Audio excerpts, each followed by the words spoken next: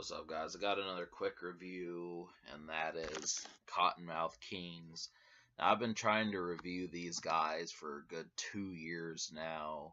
I was initially going to review them back in late 2015. I've owned their first two albums, Royal Highness and High Society, for a good while, but I just really never got around to it just because there were a shit ton of songs. And obviously, since they've never really charted or had a breakout song, or at least anything above an underground song, it just was always rougher trying to get that going. So just know that, you know, that was something that never was the Kottonmouth Kings review.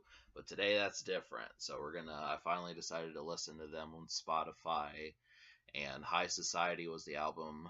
And obviously with this project there are 17 songs on here, but this is probably the only album that really had a charting song, so I definitely wanted to get that done.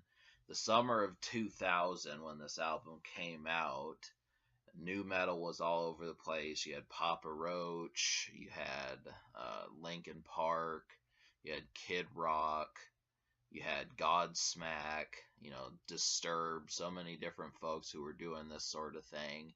And it even started to kind of go through some of the other folks, some of the lesser known folks like Head PE and these guys. And I think there's even a couple more. I think they seem to draw influence from ICP, who I haven't mentioned in a while, but I need to get back into Insane Clown Posse. It's just about time to start doing that. I reviewed a lot of their stuff, but I don't know.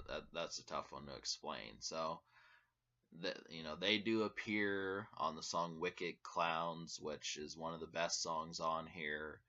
Basically, the songs that sound like that song, Daydreaming Phases and Peace Not Greed, are the best moments, I thought. It's kind of like entry-level rock. It's still, they rap the whole way through, but it has like a rock tinge to it. So I definitely appreciated that sort of thing. But the main thing I thought the whole time through was just trying to find that definitive song. So obviously, as I did that,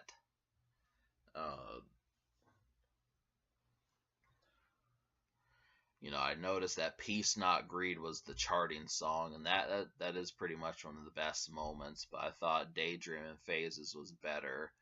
And, the similarities between these is really nice touch. So, I do think this album is overstuffed, and the other two songs that charted, or at least attempted to chart, was The Lottery and Daydreaming Phases, but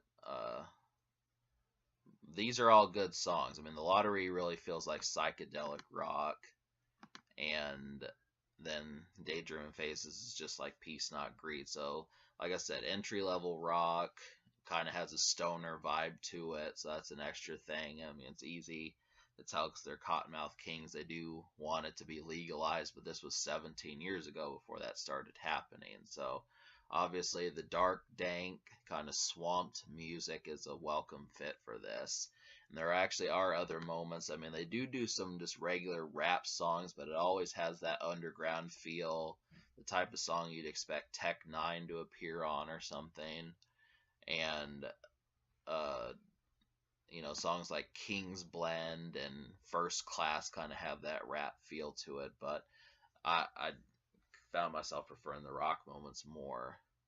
But those are some extra songs. So out of 17 songs, I wound up liking 7, and I'm going to list those for you. The songs that you need to take a look at. Here We Go Again, Daydreaming Phases, The Joint, Good as Gold, Peace Not Greed, The Lottery, and Wicked Clowns. So all of those, 4 of them have the rock-based. The Joint and Good as Gold have kind of like that kind of dank feel that I was telling you about, the kind of this murkiness. And then there was another one, I don't remember. The Lottery was kind of psychedelic. So yeah, it's a tough lesson anymore.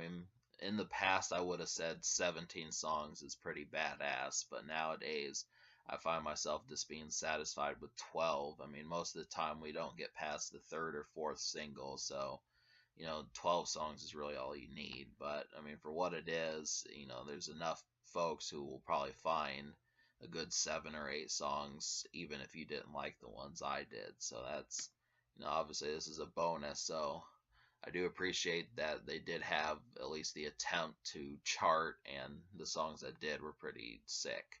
So yeah, that's that. So I'm gonna give this album a 5 out of 10, and uh, yeah, the social score I'll give like a 5 out of 10 also, just because it was hard for them to chart, but this was them at their most mainstream, surprisingly. I mean, they did get a bigger underground base, but I don't know how much they broke out of the underground. So, all right, subscribe for more fun.